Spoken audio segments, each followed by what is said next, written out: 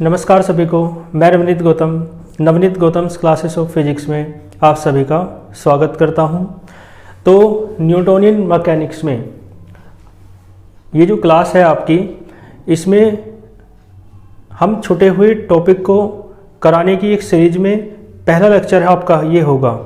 तो जो आपके टॉपिक्स रह रहे हैं, चाहे फर्स्ट में हो चाहे सेकंड यूनिट में हो, और जहाँ भी जो टॉपिक्स है ना रह रहा हो कोई, तो आप कमेंट बॉक्स में बताएं कि ये टॉपिक रह रहा है, आप इस पर वीडियो बनाइए, तो मैं उसी टॉपिक पर वीडियो बना करके छोटा हुआ टॉपिक आपको कंप्लीट करा दूंगा। ठीक है, तो उसी सीरीज में एक टॉपिक बता रहे हैं स्टूडेंट्स कि फ्लाई व्हील कई कॉलेज में, यूनिवर्सिटी के कॉलेज में कराया गया है।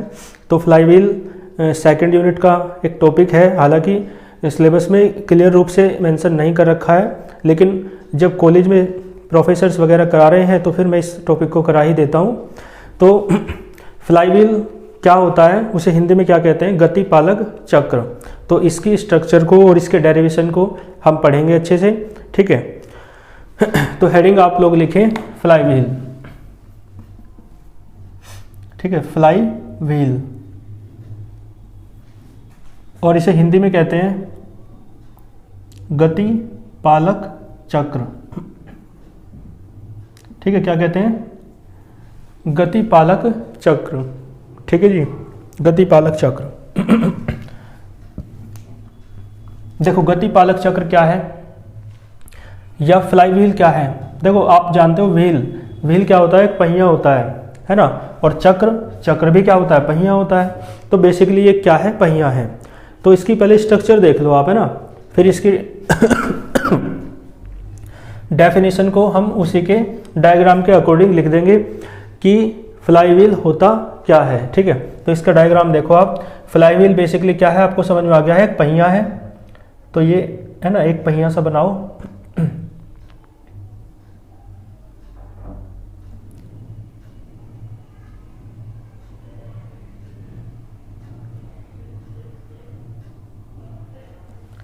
ठीक है, ये क्या है, एक चक्र है ना, एक पहिया है। क्लियर है। और कैसे रखा है, इस तरीके से रखा है, वर्टिकली, है ना। और ये जो पहिया होता है, ये जो चक्र होता है, ये घूमने के लिए स्वतंत्र होता है ना, इस तरीके से। एक रोड इसकी एक्सिस के बीचों बीच से पास होके जाती है ना, गुजर की जाती है। ठीक है, और ये क्या है, जैसे ये पहिया है, तो पहिया क्या है, डिस्क है। मैंने पढ़ा रखा है आपको, डिस्क है एक, है ना। तो डिस्क के सेंटर से पास होके जाएगी, है ना। ठीक है, डिस्क के सेंटर से यानी एक्सिस से पास होके जा रही है एक रोड, है ना, एक छड़, जो क्या है, जो सिलेंड्रिकल शेप की है ना, यानी क्या कहेंगे, बेलनाकार जो आकृति है इसकी, छड़ की है ना। तो इस तरीके से तो ये है ना, इस तरीके से है। देखो यहां तक तो आपको दिखेगी, लेकिन इसके बाद की नहीं दिखेगी आपको। सामने पहिया आ रहा है ना, तो इस तरीके से।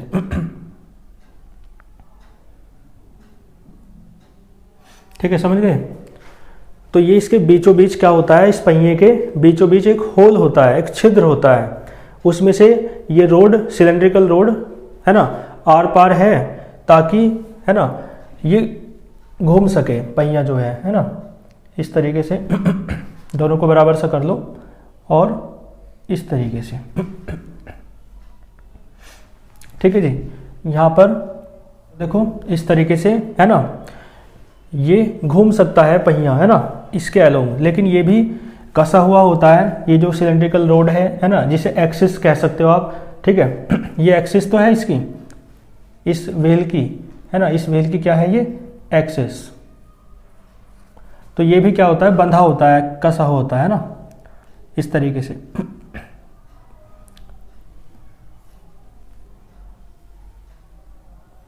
ठीक है, एक सपोर्ट, रिजिड सपोर्ट कह सकते हो।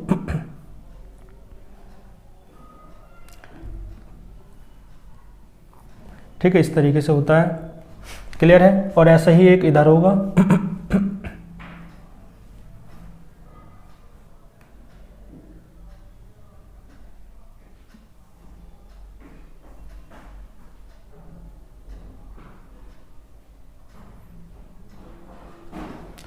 ठीक, तो इसे आगे मिला दो, इसे भी इसी के सीधे में, है ना। ठीक है।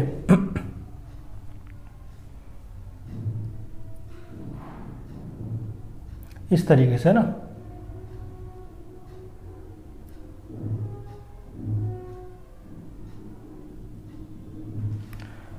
ठीक है जी।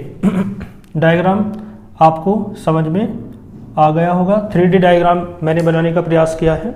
ठीक है, तो ये डायग्राम कैसा है? 3D है। 3D आप समझ रहे होंगे, एक इधर है, एक रिजिड सपोर्ट यानी दृढ़ आधार, और एक दृढ़ आधार आपका इधर है। ठीक है, तो दोनों दृढ़ आधारों के बीच में माने एक, है ना, इधर से क्या है, एक रिजिड सपोर्ट है, एक इधर से क्या है, रिजिड सपोर्ट है। दोनों के बीच में बैरिंग के द्वारा, यहाँ पर बैरिंग लगे हुए हैं, यहाँ पर बैरिंग लगे हुए हैं, और दोनों के बीच में ये जो फ्लाई व्हील है ये कसा हुआ है। ठीक है, क्लियर है। तो दोनों के बीच में फ्लाई व्हील क्या है, कसा हुआ है। ठीक है जी। तो इस तरीके से ये आपका डायग्राम हो जाएगा। डायग्राम को आप मेरे साथ साथ ही बना लो। ठीक है, क्लियर है। डायग्राम आपको समझ में आया होगा। और है ना, ये नीचे आधार है, बेस है, इधर एक सपोर्ट है, उधर एक सपोर्ट है, इधर बैरिंग से ये रोड जो है जुड़ी हुई है। क्लियर है। और ये कहाँ से, इस व्हील के कहाँ से पास होकर जा रही है, एक्सिस से। ठीक है, तो ये इसका डायग्राम है, इसे आप बनाइए। ये डायग्राम आपको समझ में आया होगा। इस डायग्राम में बस एक चीज़ और रह गई। यहाँ पर एक खुंटी होती है और उस खुंटी से एक धागा बंधा होता है जो इस, है ना, पर लिपटा होता है, और यहाँ पर इस धागे से एक पार्टिकल या बॉडी बंधी होती है जिसका मास कितना है, m है। क्लियर है। इस बॉडी का मास कितना है, m। क्लियर है। तो इस तरीके से ये आपका डायग्राम कंप्लीट हुआ। ये बॉडी है, मास m, और ये क्या है, रस्सी है। यहाँ पर एक खुंटी होती है जिससे बंधा रहता है धागा। तो ये डायग्राम आपका कंप्लीट हुआ। इसी डायग्राम के आधार पर हम इसकी डेफिनेशन को लिखेंगे। ठीक है, तो इसकी डेफिनेशन लिख लेते हैं। देखो, अब तो आप समझ गए होंगे फ्लाई व्हील क्या है, तो मैं लिख देता हूँ। फ्लाई व्हील, है ना, fly wheel is a wheel, है ना। भाई फ्लाई व्हील क्या है, एक चक्र ही तो है, एक पहिया ही तो है, जो क्या करता है, विच रोटेट्स, जो घूमता है, विच रोटेट्स। क्लियर है, जो घूमता है, ये घूमता है। यहाँ पर बैरिंग लगे रहते हैं, है ना। क्या लगे रहते हैं, बैरिंग। ठीक है, तो इन बैरिंग की सहायता से ये जो है ना, ये एक्सिस है, एक्सिस यानी धुरी, क्या कहेंगे हिंदी में, धुरी, है ना, यानी रोटेशनल एक्सिस है ये। क्लियर है। तो ये जो व्हील है रोटेट करता है किसके अबाउट, किसके चारों, मतलब किसके परितः है, किसके परितः है, इस एक्सिस के, है ना, अपनी एक्सिस के। क्योंकि ये जो डिस्क है, तो डिस्क की एक्सिस उसके सेंटर से होके जाती है, वही तो उसकी एक्सिस होती है। तो है ना, ये व्हील, फ्लाई व्हील क्या है, एक व्हील है, एक पहिया है, विच रोटेट्स, जो घूमता है अबाउट इट्स एक्सिस, अपनी अक्ष के परितः है। बात समझ में आ रही है। क्लियर है जी। तो फ्लाई व्हील एक व्हील है जो क्या करता है, रोटेट करता है, यानी घूर्णन गति करता है, घूमता है ना, अबाउट इट्स एक्सिस, अपनी एक्स के परितः है। क्लियर है। तो फ्लाई व्हील की आपको ये बात अच्छे से समझ में आ गई होगी, फ्लाई व्हील क्या होता है। ठीक है। और यहाँ पर मैंने बताया एक खुंटी होती है, खुंटी को क्या कहते हैं, पैग कहते हैं इंग्लिश में। ये इससे एक्सिस से, यानी ये जो ये है सिलेंड्रिकल रोड, जो एक्सिस है यहाँ पर बंधी रहती है और इसके ऊपर धागा लिपटा रहता है। ठीक है। तो बस अब इसका डेरिवेशन कर लेते हैं। तो डेरिवेशन सबसे पहले तो आप इसका क्या लिखोगे, इंट्रोडक्शन लिखना, मतलब फ्लाईव्हील हेडिंग डाल के इंट्रोडक्शन लिखना। और इंट्रोडक्शन में बस यही लिखना है कि फ्लाईव्हील एक व्हील है, एक ऐसा पहिया है विच रोटेट्स, जो रोटेट करता है अबाउट इट्स एक्सिस, अपनी अक्ष के परित है। ठीक है, इतना ही पर्याप्त है। क्लियर है जी। और इसकी अब क्या बात कर लेते हैं, कंस्ट्रक्शन। अब इसके बाद फिर आप हेडिंग लिखेंगे कंस्ट्रक्शन और इस डायग्राम को बनाएंगे। इस डायग्राम को बनाने के बाद जैसा आपको दिख रहा है बिल्कुल वैसा ही आप लैंग्वेज में लिखेंगे। तो इसका जो कंस्ट्रक्शन है वो तो मैंने आपको समझा ही दिया है पूरा। अब बस क्या है, इसकी लैंग्वेज लिखनी है। तो लैंग्वेज में पीडीएफ नोट्स में लिख करके आपको प्रोवाइड करा दूंगा, लेकिन फिर भी आप एक बार सुन लीजिए कि किस प्रकार से लैंग्वेज लिखी जाती है। तो ध्यान देना, इसमें आप क्या लिखेंगे, देखो इन फ्लाईव्हील है ना, या लेट अस कंसीडर से स्टार्ट कर सकते हो। तो let us consider a wheel है ना, एक व्हील होता है, let us consider a wheel which can rotate, जो रोटेट कर सकता है अबाउट इट्स एक्सिस। ठीक है, जो रोटेट करता है, घूमता है अबाउट इट्स एक्सिस है ना। और इसमें बीचों बीच एक क्या होता है, होल होता है, मैंने बताया। तो फुल स्टॉप के बाद आप लिखेंगे देयर इज ए होल है ना इन द व्हील, व्हील के मिड पार्ट में क्या होता है, there is a hole in the wheel, wheel में एक होल होता है जिसमें से एक ये क्या है, ये सिलेंड्रिकल, ये है सिलेंड्रिकल रोड है ना, जिसमें से सिलेंड्रिकल रोड, ठीक है, आर पार रहती है और इसी के परितः तो घूमता है ये पहिया। क्लियर है। तो मैंने कहा there is a hole in the wheel, ठीक है, थ्रू विच, जिसके द्वारा है ना, थ्रू विच सिलेंड्रिकल रोड है ना is connected to the wheel. Cylindrical rod wheel से कैसे कनेक्ट रहती है ना, किसके द्वारा, इस होल के द्वारा है ना, इस होल के आर पार। बात समझ में आ रही है। चलो, और फिर क्या लिखना है कि ये जो सिलेंड्रिकल रोड है ये बॉल बेयरिंग्स की सहायता से रिजिड सपोर्ट से जुड़ी रहती है। ये रिजिड सपोर्ट है यानी एक तरीके से दीवार है। तो क्या कहेंगे, किसकी हेल्प से, बॉल बेयरिंग्स की हेल्प से है ना। बॉल बेयरिंग्स आप जानते होंगे, बेयरिंग जो होते हैं, ठीक है, बॉल बेयरिंग्स। तो क्या लिखेंगे, ठीक है, दिस सिलेंड्रिकल रोड या सिलेंड्रिकल एक्सिस है ना is connected to the rigid supports by help of या with help of ball bearings है ना। बॉल बेयरिंग्स की सहायता से ये जुड़ी रहती है। और हाँ, एक बात और, there is a peg, peg यानी खुंटी होती है, ठीक है, देयर इज ए पैग कहाँ पर, इस पर, ये सिलेंड्रिकल रोड है ना, इसी पर एक खुंटी बंधी होती है पहिए के पास है ना, व्हील के पास। तो there is a peg on the cylindrical rod near the wheel. Clear है, फुल स्टॉप। और देखो ये जो एक धागा है लपेटा गया है किस पर, इस रोड पर है ना। तो ए थ्रेड या ए स्ट्रिंग इज वाउंड, माने लपेटी गई है, इज वाउंड, ठीक है, on the cylindrical road, cylindrical road पर लपेटी गई है। द फर्स्ट एंड, पहला सिरा जो है धागे का वो खुंटी से बंधा है और दूसरा सिरा पार्ट बॉडी एम से बंधा है ना। तो the first end, E end D, end माने सिरा, the first end of the, first end किसका, ऑफ द थ्रेड, धागे का जो फर्स्ट एंड है, is connected to the peg है ना, खुंटी से बंधा है। एंड सेकेंड एंड, और दूसरा सिरा, and second end of the thread is connected to the या इज अटैच्ड टू द है ना body of mass M. Clear है। तो बस इसकी कंस्ट्रक्शन में तो इतना ही पर्याप्त है। यही चीज़ें जो आपको दिख रही थी मैंने सारी आपको बोल करके बता दी है, आप लिख सकते हैं। बाकी टेलीग्राम चैनल पर आपको पीडीएफ नोट्स मिल जाएंगे। वीडियो के डिस्क्रिप्शन बॉक्स में टेलीग्राम चैनल का लिंक दिया हुआ है, आप वहाँ से जा करके ज्वाइन हो सकते हैं। ठीक है, तो मैंने कहा सबसे पहले फ्लाईव्हील हेडिंग इंट्रोडक्शन में ये लिख देना और फिर कंस्ट्रक्शन हेडिंग डाल के डायग्राम बनाना और डायग्राम के बाद लैंग्वेज लिखना जो मैंने बोल दी है। आओ अब इसका डेरिवेशन कर लेते हैं। तो हेडिंग डालो determination of moment of inertia, flywheel का मोमेंट ऑफ इनर्शिया निकालेंगे। ठीक है, तो डिटर्मिनेशन डिटर्मिनेशन ऑफ फ्लाईव्हील, वो determination of moment of inertia, ठीक है, डिटर्मिनेशन ऑफ, शॉर्ट में लिख दूं, moment of inertia of flywheel, है ना, इसी के अंदर चल रही है हेडिंग। मेन हेडिंग क्या है आपकी? फ्लाईव्हील, उसी के अंदर एक सब हेडिंग है।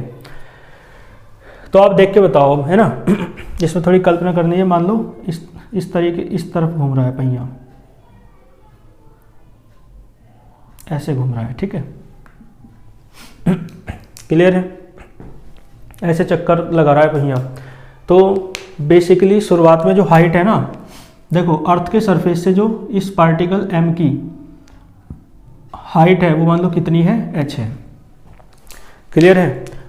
अर्थ सरफेस से या जो भी सरफेस है उससे हाइट कितनी है इस पार्टिकल की, इस बॉडी की m की हाइट है वो कितनी है? h है।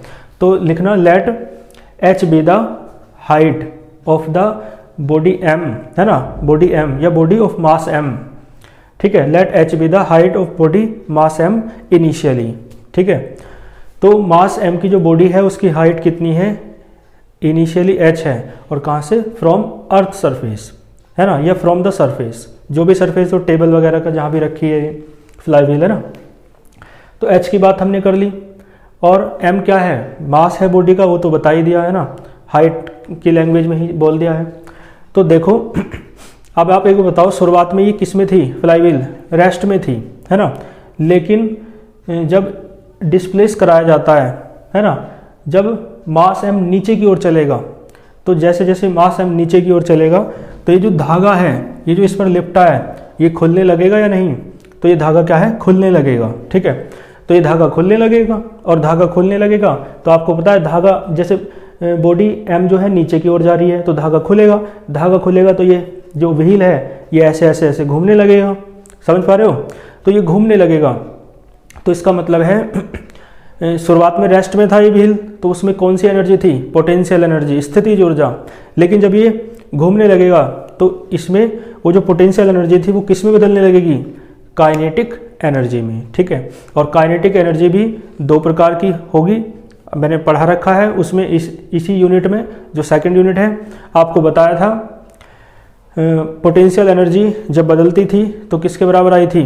Kinetic energy. और काइनेटिक एनर्जी भी दो प्रकार की, translational kinetic energy plus rotational kinetic energy, यानी क्या बोलेंगे? स्थानांतरीय गतिज ऊर्जा प्लस घूर्णन गतिज ऊर्जा, दोनों के बराबर, सम के बराबर होती है। तो यहाँ से भी वही बात हो जाएगी। तो इनिशियली पोटेंशियल एनर्जी थी जब ये रेस्ट में थी, है ना, जब ये व्हील जो है, फ्लाई व्हील है, जब ये रेस्ट में था तो इसमें केवल पोटेंशियल एनर्जी थी।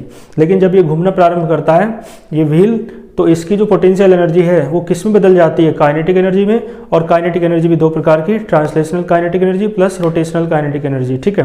तो यही इसकी जो आवश्यक लैंग्वेज है वो मैं लिख दूंगा। मेन बात क्या है, मैंने बताया जो पोटेंशियल एनर्जी है वो सब किस में बदल जाएगी? काइनेटिक एनर्जी में। तो इसका मतलब है पोटेंशियल एनर्जी U बराबर K ट्रांसलेशनल, है ना, K ट्रांसलेशनल, समझ जाओगे, प्लस K रोटेशनल, क्लियर है। तो इसकी जो पोटेंशियल एनर्जी थी वो दो भागों में, तो एक तो काइनेटिक एनर्जी हो गया, है ना, भाई घूमेगी तो काइनेटिक एनर्जी, और साथ में देखो आप ये घूम रहा है पहिया, तो घूम रहा है तो क्या इसे रोकने वाले फोर्सेस नहीं होंगे एनवायरनमेंट में जो इसकी मोशन का क्या कर रहे हैं? अपोज। लेकिन ये फिर भी घूम रहा है, तो इसका मतलब है जो इसकी कुछ ऊर्जा है, कुछ एनर्जी है, पोटेंशियल एनर्जी, कुछ तो घूमने में खर्च हो जाएगी काइनेटिक एनर्जी में, और कुछ उन अपोज करने वाले फोर्सेस का विरोध करने में खर्च हो जाएगी। जैसे एयर रेजिस्टेंस है, यानी वायु का प्रतिरोध, या फ्रिक्शन फोर्स है, डस्ट पार्टिकल्स हैं बहुत सारे, वो सब इसके घूमने का क्या करेंगे? मोशन का क्या करेंगे? अपोज करेंगे। तो उनका अपोज करके घूमने के लिए कुछ वर्क करना पड़ेगा, नहीं, उनका भी तो विरोध करना है इसे घूमने के लिए, ठीक है ना। जैसे आप इस तरफ चल रहे हैं और सामने से हवा चल रही है, तो आपको आगे चलने के लिए उस हवा का क्या करना पड़ेगा? अपोज करना पड़ेगा। तो कुछ एनर्जी तो आपकी चलने में खर्च होगी, है ना, और कुछ एनर्जी आपकी उस हवा का अपोज करने में खर्च होगी। तो मेरे कहने का मतलब है यहाँ पर जो इसकी शुरुआत में पोटेंशियल एनर्जी थी U, वो एक तो काइनेटिक एनर्जी के रूप में खर्च होगी, चल रही है ना, ये घूम रहा है, और दूसरी बात कुछ अपोज करने में, है ना, किसका अपोज करने में, जो रेजिस्टिव फोर्सेस हैं, जो विरोधी बल होते हैं, जो है ना रेजिस्टेंस लगाते हैं इसके, है ना, तो प्लस क्या आएगा, work done against resistive force, है ना, विरोधी बलों के विरुद्ध कार्य करने में, ठीक है, वर्क डन अगेंस्ट, AGAIN है ना, अगेंस्ट समझते हो आप, विरुद्ध, तो वर्क डन अगेंस्ट मैंने बताया रेजिस्टिव फोर्सेस के विरोध में। रेजिस्टिव फोर्स क्या होते हैं आप समझते हो, यानी जो प्रतिरोधी बल हैं, जो विरोध करते हैं, रेजिस्टिव फोर्सेस। क्लियर है जी। देखो U बराबर क्या होता है आप जानते हो, H ऊंचाई है, शुरुआत में मैंने बताया, H हाइट है, तो H हाइट पर जो पोटेंशियल एनर्जी वो क्या होगी, mgh होगी, ठीक। ट्रांसलेशनल काइनेटिक एनर्जी सब जानते हैं, हाफ mv² होता है, प्लस रोटेशनल काइनेटिक एनर्जी का भी डेरिवेशन मैंने सेकंड यूनिट में करा रखा है, आपने पढ़ा होगा, हाफ I⍵², और वर्क डन जो है अगेंस्ट रेजिस्टिव फोर्स, देखो ध्यान देना, एक चक्कर में मान लो W वर्क हो रहा है, ठीक है, और मान लो ये चक्कर कितने लगा रहा है भाई, जब तक ये धागा इसमें से हटेगा तब तक मान लो कितने चक्कर लगा रहा है, N1, तो इसका जो टोटल वर्क डन हो जाएगा वो कितना हो जाएगा, N1 चक्करों में, N1 रोटेशन में कितना वर्क करना पड़ेगा इसे, फिर उन फ्रिक्शन फोर्स के, उस रेजिस्टिव फोर्स के अपोज में कितना करना पड़ेगा, N1W, क्योंकि एक रोटेशन में मान लो W वर्क हो रहा है तो N1 रोटेशन में N1W हो जाएगा, ठीक है, N1W। क्लियर है जी, बात समझ में आई होगी आपको। इक्वेशन फर्स्ट, इसमें देखो कुछ चीज़ें तो मैंने बता दी हैं आपको, कैसे, H तो बता दिया, M भी बता दिया, लेकिन V नहीं बताया, तो V आपको पता है, लीनियर, है ना, लीनियर वेलोसिटी होती है, वो V, लीनियर वेलोसिटी होती है V, है ना, लेकिन कौन सी वेलोसिटी है, फाइनल।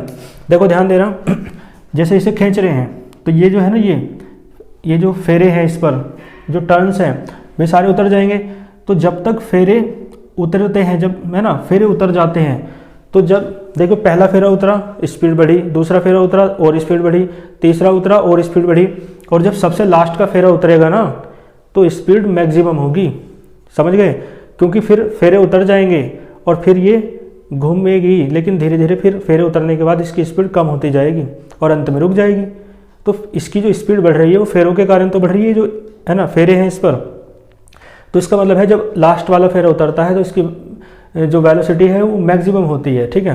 तो उस टाइम मान लो वेलोसिटी, जब अंतिम फेरा इस पे से उतरता है उस टाइम इसकी वेलोसिटी मान लो कितनी है, v है, ठीक है, और v क्या होता है, लीनियर वेलोसिटी, लेकिन कैसी है, फाइनल। इनिशियल वेलोसिटी तो 0 थी, तो फाइनल लीनियर वेलोसिटी,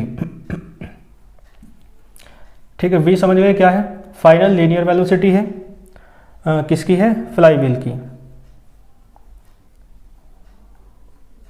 ठीक है जी। ओमेगा क्या है, ओमेगा का भी आपको पता है, एक तो फाइनल है ना, और कौन सी वेलोसिटी होती है, एंगुलर वेलोसिटी, ये है लीनियर वेलोसिटी यानी रेखीय वेग, और ये है कोणीय वेग, ठीक है जी, ऑफ फ्लाई व्हील, ठीक है जी। और आई क्या है, आई में भी लिख दो, आई क्या है, moment of inertia of fly wheel, चलो मैं लिख देता हूँ, मोमेंट ऑफ इनर्शिया है किसका, फ्लाई व्हील का, फ्लाई व्हील का मोमेंट ऑफ इनर्शिया है, किसके रेस्पेक्ट, वो किसके अबाउट है, उसकी एक्सिस के अबाउट है ना, तो अबाउट इट्स एक्सिस, उसकी अक्ष के परितः है, क्लियर है। और देखो सुनो ध्यान से, और क्या बचा, N1, W तो मैंने बताया वर्क डन है against friction force in one rotation, चलो W बता दो, तो W क्या है, work done against friction force कह दो या रेजिस्टिव फोर्स कह दो,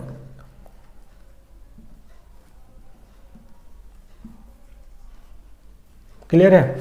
तो W वर्क डन है अगेंस्ट रेजिस्टिव फोर्स, लेकिन एक रोटेशन में, है ना, इन या फॉर वन रोटेशन, केवल एक चक्कर के लिए है ये, ठीक है, क्योंकि N1 चक्कर है टोटल, तो N1 क्या आ जाएगा, यहाँ दिख रहा होगा आपको N1, ठीक है जी। देखो N1 क्या हो जाएगा, N1 क्या है? Number of rotation. मैंने बताया चक्करों की संख्या है, नंबर ऑफ रोटेशंस। और कब तक? जब तक कि वो धागा उस पर रहता है, किस पर? रोड पर, सिलेंड्रिकल रोड पर। तो नंबर ऑफ रोटेशंस कब तक? अप टू, जब तक कि धागा रहता है ना, अप टू, थ्रेड कहते हैं धागे को, है ना। कब तक? अप टू माने तब तक, है ना। कब तक? अप टू थ्रेड, है ना। स्टेज माने रहता है ना। जब तक थ्रेड रहता है, ठीक है, ऑन द रोड पर रहता है, ठीक है। जब तक, ठीक है, धागा इस पर है रोड पर, तब तक कितने चक्कर हो जाएंगे? N1 चक्कर हो जाएंगे, ठीक है। जैसे ही धागा हटा उसके बाद के चक्कर भी होंगे, लेकिन उस वहां तक के चक्कर कितने हैं? N1 है, ठीक है। बात समझ में आई? तो ये मैंने बता दिया है जो इस इक्वेशन में यूज किया था। V क्या है, ओमेगा क्या है, I, W और N1 सब पता चला। M क्या है पहले बता चुका हूँ, H क्या है पहले बता दिया है, ठीक है। यहाँ तक नोट कर लो, फिर मैं आगे इस डेरिवेशन को करता हूँ, ठीक है। मैं रफ कर रहा हूँ, तो आप वीडियो को पुश करके नोट कर लेंगे या स्क्रीनशॉट ले लेंगे।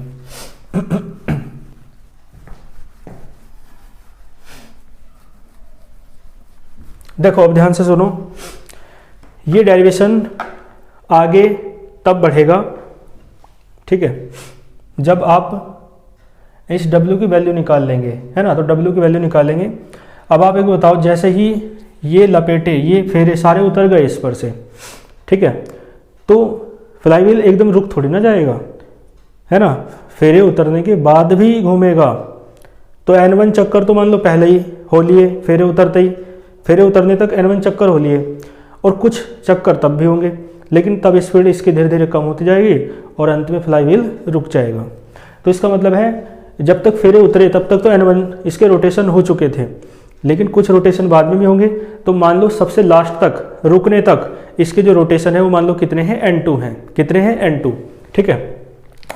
तो if N2 be the, N2 क्या है? बी द रोटेशंस है, N2 be the rotations, N2 rotations हैं, ठीक है। कब तक? है ना, विराम में आने से पहले तक।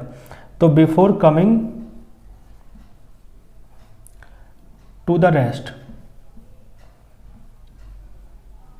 क्लियर है। जब तक flywheel, N2 be the rotations of flywheel, N2 क्या है? रोटेशन है, रोटेशंस चक्कर है फ्लाईव्हील के।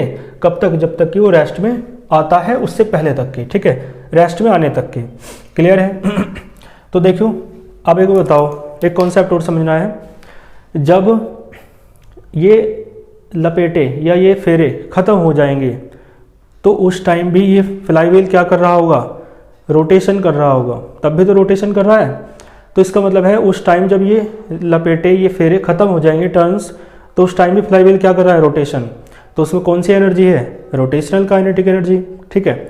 और ये रोटेशनल काइनेटिक एनर्जी जो है धीरे धीरे, है ना, स्पीड क्या होगी? कम होगी, और ये रुक जाएगा फ्लाईव्हील। तो इसका मतलब है ये रोटेशनल काइनेटिक एनर्जी कहाँ चली गई? बताओ कहाँ गई? आप दो इसका उत्तर। तो समझ रहे हो ये रोटेशनल काइनेटिक एनर्जी फिर कहाँ चली गई?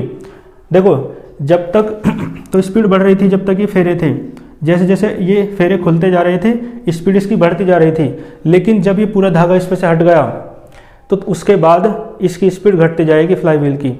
और वो घट क्यों रही है? तो वो जो ट्रांसलेशन, वो रोटेशनल काइनेटिक एनर्जी है इसके अंदर, तो वो कहाँ चली गई? तो वो जो रोटेशनल काइनेटिक एनर्जी है, मैं बताता हूँ आपको कहाँ चली गई। मैंने बताया फ्रिक्शन फोर्स होता है, रेजिस्टिव फोर्स होता है, जो विरोध करते हैं इसके मोशन का, उनके विरुद्ध कार्य करने में खर्च हो गई। समझ गए? तो इसका मतलब है धीरे धीरे रोटेशनल काइनेटिक एनर्जी घटती जाएगी, तो स्पीड भी कम होती जाएगी, और फिर धीरे धीरे वो सारी रोटेशनल काइनेटिक एनर्जी खत्म हो जाएगी और फ्लाईव्हील रुक जाएगा। तो वो सारी की सारी रोटेशनल काइनेटिक एनर्जी कहाँ चली गई? बताओ, मैंने उत्तर दे दिया है आपको। वो कहाँ चली गई है? रेजिस्टिव फोर्सेस के अगेंस्ट वर्क करने में चली गई है, ठीक है। तो देखो देन, तो जो रोटेशनल काइनेटिक एनर्जी है ना, रोटेशनल काइनेटिक एनर्जी वो कहाँ खर्च हो गई? मैंने बताया आपको वो वर्क करने में खर्च हो गई है ना, work done against resistive force,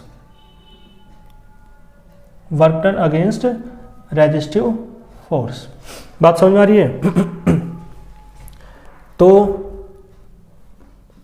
के रोटेशनल बराबर, देखो एक चक्कर में जो वर्क डन कर रहे हैं अगेंस्ट रेजिस्टिव फोर्स वो तो W है, लेकिन मैंने बताया अब जो रेस्ट में आने तक के चक्कर हैं वो N2 है, तो किससे मल्टीप्लाई हो जाएगी? टोटल वर्क डन निकालने के लिए रेजिस्टिव फोर्स के रेस्ट में आने तक जो वर्क करोगे आप टोटल, वो वर्क कितना हो जाएगा? N2 into W, total work done against resistive force. और ये सारी की सारी रोटेशनल काइनेटिक एनर्जी खर्च हुई है इस वर्क को करने में, N2 इंटू W, तो दोनों को बराबर रख दिया। ठीक है जी, समझ में आया? क्योंकि सारी की सारी रोटेशनल काइनेटिक एनर्जी खर्च हो गई है ना वर्क डन करने में, वर्क करने में किसके विरुद्ध? रेजिस्टिव फोर्स के। तो के रोटेशनल बराबर N2W आ जाएगा। और के रोटेशनल का फॉर्मूला आप जानते हो, हाफ आई ओमेगा स्क्वायर बराबर N2 इंटू W। क्लियर है? यहाँ से W का मान निकाल लो, तो W बराबर आ जाएगा, है ना, क्या आएगा? I omega square upon 2N2, N2 upon में चला गया। W की ये वैल्यू पुट कर दो फर्स्ट में, पुट इन फर्स्ट। इसके बाद इधर देख लो, फर्स्ट इम्प्लाइज, देखो क्या आएगा? mgh बराबर half m v square plus half I omega square, है ना। लेकिन एक काम और कर लो साथ में, v की जगह r ओमेगा रख लो। जानते हो ना v बराबर क्या होता है? r into omega. पढ़ा है आपने, इसमें पढ़ा हुआ 11वीं क्लास में फॉर्मूला। लीनियर वेलोसिटी और एंगुलर वेलोसिटी में रिलेशन होता है। यहाँ भी बताया था सेकंड यूनिट में, फर्स्ट में जब भी बताया हो, फर्स्ट यूनिट में बताया होगा। तो v क्या है? लीनियर वेलोसिटी, ये एंगुलर वेलोसिटी है, कोणीय वेग, रेखीय वेग, और ये त्रिज्या है। ठीक है, तो v बराबर r ओमेगा रखा यहाँ तो, और इसे ऐसे रहने दो। और यहाँ पर n1 इंटू डब्ल्यू का मान रख लो, क्या है? I omega square upon N2। ठीक है जी, तो ये आपने फर्स्ट इम्प्लाइज किया, और साइड में आप बताना चाहो बता दो, बिकॉज v बराबर क्या होता है? r into omega. इसका मतलब है v के स्थान पर आपने क्या रख दिया है? r इंटू ओमेगा रख दिया है। ठीक है, कोई दिक्कत आपको यहाँ तक नहीं होगी। तो देखो mgh बराबर, ध्यान दो, हाफ m, एक काम करो कुछ कॉमन ले लें, एक तो 2 कॉमन आ रहा है ना, चलो देखते हैं जैसे भी। तो एक तो 2 कॉमन आ रहा है ना, और साथ में यहाँ से लेंगे कॉमन, ये तो ऐसा हो जाएगा प्लस। अब देख के बताओ, यहाँ से आप आई ओमेगा स्क्वायर कॉमन ले लो, और यहाँ पे 2 भी तो है N2 की गुना में, यहाँ पे 2 है ना। तो यहाँ से देखो, एक तो हाफ कॉमन आ रहा है, आई ओमेगा स्क्वायर कॉमन आ रहा है, तो ये बचेगा 1 plus N1 upon N2। Clear है जी? Half I omega square common आ गया, और ये जो बटे का 2 है, अपॉन का 2 इधर ले जाओ, तो हो जाएगा 2 mgh, और ये क्या बचेगा? m r square omega square plus half तो बाहर ले लिया, मतलब बटे का 2 कॉमन लेके उधर चला गया, आई ओमेगा स्क्वायर, और ये 1 प्लस N1 अपॉन N2। ठीक है जी, कोई दिक्कत इसमें आपको नहीं होगी। अब देखो ध्यान देना, यहाँ पर एक काम करो, ये जो है ना इसे इधर ले जाओ। क्लियर है? तो ये क्या बचेगा? 2 mgh minus m r square omega square. ठीक है, बराबर में बचेगा I omega square 1 plus N1 upon N2। यहाँ से आप m ओमेगा स्क्वायर कॉमन ले लो। देखो m कॉमन लोगे तो क्या बचेगा? 2gh बचा केवल। देखो m कॉमन आ गया बाहर, 2gh बचा, और यहाँ ओमेगा स्क्वायर था नहीं, तो ओमेगा स्क्वायर कहाँ जाएगा? अपोन में, minus m omega square common ले लिया, तो क्या बचा?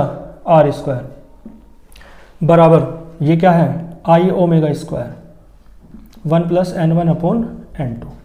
और यहाँ से पता है ओमेगा स्क्वायर क्यों कॉमन लिया, है ना, मतलब इधर से omega square M omega square क्यों कॉमन लिया, क्योंकि एम तो कॉमन आ ही रहा था। ओमेगा स्क्वायर इसलिए कॉमन लिया है ताकि ये दोनों तरफ के ओमेगा स्क्वायर कट जाएं। ठीक है, बात समझ में आ रही होगी। तो दोनों तरफ के ओमेगा स्क्वायर अब क्या हो गए, कट गए। ठीक है, यहाँ तक नोट कर लो, वीडियो को पॉज करके मैं इधर का रफ कर देता हूँ। अब देखो क्या बचा, क्योंकि ओमेगा स्क्वायर तो कट गए, अब यहाँ से आप वैल्यू निकाल लो इसकी, किसकी, आई की। यहाँ से आई की वैल्यू निकाल लो, क्या बचेगा, आई बराबर बचेगा ये आपका, एम तो बाहर है और ये 2gh अपोन में क्या है omega square minus R square, और अपोन में क्या है, ये आ जाएगा 1 प्लस n1 अपॉन n2। ठीक है जी, तो आपको डेरिवेशन करना था मोमेंट ऑफ इनर्शिया का, तो उसका एक एक्सप्रेशन तो आपको मिल गया है, दूसरा एक्सप्रेशन और निकालेंगे, लेकिन उसका एक एक्सप्रेशन आपको मिल गया है। ठीक है, मोमेंट ऑफ इनर्शिया आपका ये आ गया, क्योंकि हेडिंग लिखी है determination of moment of inertia, determine करना था मोमेंट ऑफ इनर्शिया फ्लाईव्हील का। तो एक तो आ गया, थोड़ा सा और आगे करेंगे, एक एक्सप्रेशन मिल चुका है, एक और मिलेगा। देखो भाई, एवरेज एंगुलर वेलोसिटी क्या हो जाएगी, एवरेज एंगुलर वेलोसिटी। देखो एवरेज कैसे निकालते हैं आपको पता है, शुरुआत में कितनी थी बाद में कितनी थी, दोनों को जोड़ो बटे में 2 कर दो। तो शुरुआत में एंगुलर वेलोसिटी 0 थी, फाइनल मैंने बताया ओमेगा है, और अब वो दोनों को डिवाइड करो 2 से, क्योंकि 2 ही तो है, तो आ जाएगा omega upon 2 average angular velocity. और एंगुलर वेलोसिटी का ओमेगा का फॉर्मूला आप जानते हो 2 पाई n होता है, तो एवरेज एंगुलर वेलोसिटी 2 पाई n हो जाएगी, और उधर क्या है ओमेगा अपॉन 2। ठीक, इस n क्या है, n होता है फ्रीक्वेंसी, इसके बारे में यहाँ देख लो। आप मुझे एक बात देख के बताओ, मान लो चक्कर कितने हैं, कितने चक्कर हैं टोटल, n2, रेस्ट में आने तक कितने रोटेशन लगा रहा है ये फ्लाईव्हील, n2 है ना, कितने रोटेशन है n2। तो मान लो n2 चक्करों के लिए मान लो कितना टाइम ले रहा है फ्लाईव्हील, मान लो t टाइम ले रहा है। ठीक है, तो लेट मतलब मैं लिख दूं नंबर ऑफ या टाइम, है ना, नंबर ऑफ ऐसे ही लिखो, number of rotation, number of rotation in t second, है ना, t सेकेंड में कितने रोटेशन हो रहे हैं, n2। क्लियर है, मैंने कहा n2 रोटेशन हो रहा है, बस उसका टाइम मान लिया t है। तो देखियो number of rotation t second में तो इतने हैं, नंबर ऑफ रोटेशन 1 सेकेंड में कितने होंगे, n2 अपॉन t होंगे या नहीं, है ना, भाई t अपॉन में आ गया। और 1 सेकेंड में जितने भी रोटेशन होते हैं उसे ही आप क्या कहते हैं, फ्रीक्वेंसी कहते हैं। क्या कहते हैं, फ्रीक्वेंसी। तो n का मान आ गया n2 अपॉन t। तो देखो 2 पाई n2 अपॉन t बराबर w नहीं ओमेगा, और एंगुलर वेलोसिटी की बात हो रही है, ओमेगा अपॉन 2। यहाँ से आप ओमेगा की वैल्यू निकाल दो, ओमेगा और क्या आएगा 4 पाई n2 अपॉन t। ये जो ओमेगा की वैल्यू आई है ना, इसे आप ऊपर पुट कर दो, ये जो बॉक्स में बंद है, ठीक है, इसे आप यहाँ पुट कर दो, है ना, मैं इधर कहाँ करूँगा ना, उधर ऊपर कर लेते हैं। ओमेगा का ये मान यहाँ पे रख दो, ठीक है, इस यहाँ पे, तो क्या आ जाएगा, आई बराबर m तो बाहर है 2gh अपॉन ओमेगा स्क्वायर है तो इसका स्क्वायर हो जाएगा 16 पाई स्क्वायर n2 स्क्वायर, और अपॉन में t स्क्वायर है तो t स्क्वायर ऊपर लिख लूँ। ठीक है जी, ठीक है जी, कोई दिक्कत तो नहीं है। और माइनस क्या है आर स्क्वायर, और अपॉन में क्या है 1 प्लस n1 अपॉन n2। देखो 2 अट्ठे 16 हो जाएगा, है ना। तो आई बराबर आया, m बाहर है, ये 8gh t स्क्वायर अपॉन, हाँ ऊपर 8 नहीं बचेगा, नीचे बचेगा, ठीक है, 8 pi square n2 square minus R square, और अपॉन में क्या है 1 प्लस n1 अपॉन n2। ठीक है जी, आपको मोमेंट ऑफ इनर्शिया निकालना था, किसका, फ्लाईव्हील का। तो दोनों एक्सप्रेशन आपको मिल गए हैं मोमेंट ऑफ इनर्शिया के, इसमें कोई भी डाउट, कोई भी दिक्कत आपको नहीं होगी। ठीक है, तो ये डेरिवेशन आपका कंप्लीट हुआ। इसे आप बहुत अच्छे से तैयार कर लीजिएगा और कमेंट करके बताइएगा कि कौन कौन से टॉपिक आपके रह रहे हैं जो मुझे कराने हैं, तो फिर मैं उन टॉपिक्स को करा दूंगा। ठीक है, मिलते हैं फिर नेक्स्ट किसी लेक्चर में। अच्छे से पढ़ते रहिए। All the very best.